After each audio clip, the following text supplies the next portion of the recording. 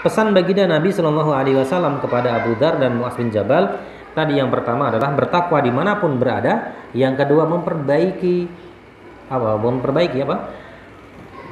Melakukan ketaatan atau kebaikan karena akan menghapuskan keburukan kita. Nah yang ketiga adalah akhlak yang mulia. Akhlak yang mulia kepada makhluk, kepada Allah dan lain sebagainya. Bahkan dalam salah satu ayat, la ta'budu illallaha wa bil walidaini ihsana wa dzil qurba wal yatama wal masakin wa qulu linnasi husna. Penghujungnya wa qulu linnasi husna. Pergaulan pada manusia, pergaulilah manusia dengan pergaulan yang baik. Redaksi ayat ini diawali dengan perintah mentauhidkan Allah. Kira-kira perintah mentauhidkan Allah penting enggak, Pak? Penting, nomor satu utama. Birrul walidain penting enggak, Pak? Dalam Islam penting. Kita memperhatikan fakir miskin anak yatim, mulia enggak dalam Islam? Mulia. Jadi akhlak mulia ini ternyata satu redaksi dengan ayat tentang mentauhidkan Allah dan birrul walidain. Artinya akhlak yang mulia. Baginda Nabi Shallallahu Alaihi Wasallam dalam sebuah hadis pernah menyampaikan kepada para sahabat, wahai sahabatku sekalian, tahukah kalian hal yang paling banyak menyebabkan manusia dimasukkan ke dalam surganya Allah Subhanahu Wa Taala? Jadi kadang Nabi bertanya bukan untuk dijawab dalam ilmu mustaqabul hadis, tetapi pertanyaan Nabi ini sebagai ilmu bukan untuk dijawab. Nah pertanyaan ini konteksnya untuk tidak dijawab. Sahabat tidak menjawab karena memang tidak tahu.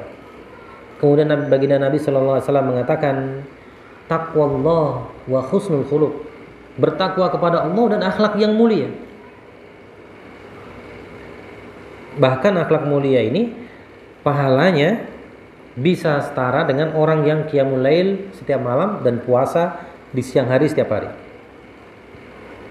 Sama timbangannya dengan akhlak mulia.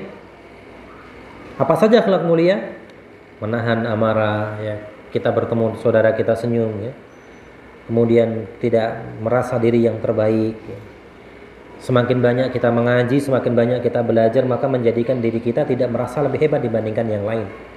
Malah justru menganggap diri kita lebih hina dibandingkan yang lain. Ada seorang tabi'in,